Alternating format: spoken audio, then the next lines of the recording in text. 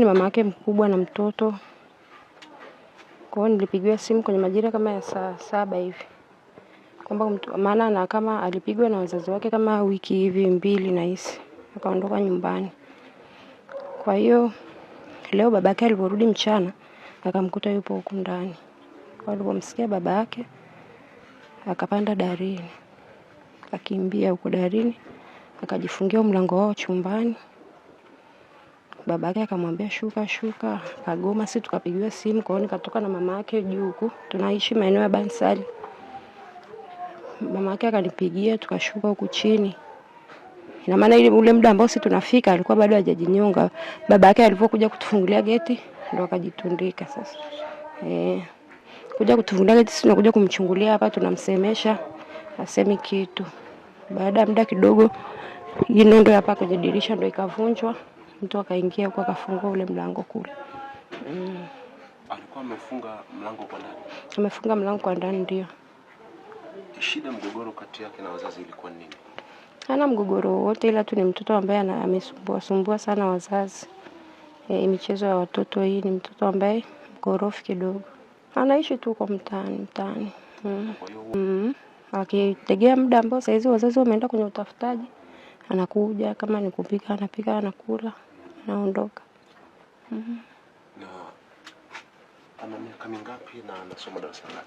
Amezaliwa 2009. Alikata shule alipofika form 3. Kwa hiyo hasomi kabisa. Hasomi. Tuelewi hata sijui ni mapepo, hatujui kwa kweli. Wito wako ni ushauri kwa wazazi? Tuwaombe tu watoto wetu, tuombe vizazi vyetu kwa kweli. Ndio. Kwa majina naitwa Grace Zakaria Kimario.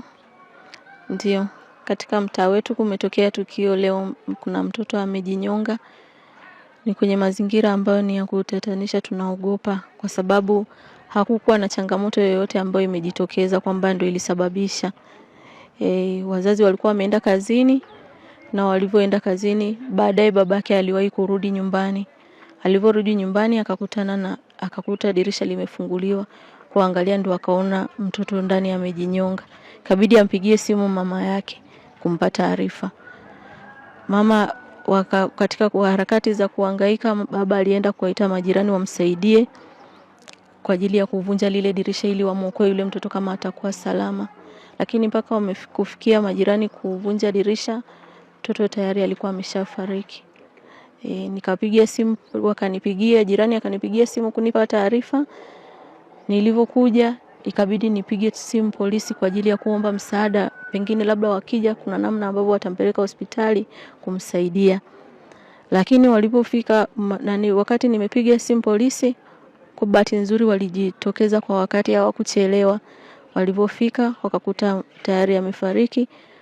Tukampeleka kituoni pale Murieti, akapelekwa hospitalini Murieti. Alikuwa amefunga kwa ndani.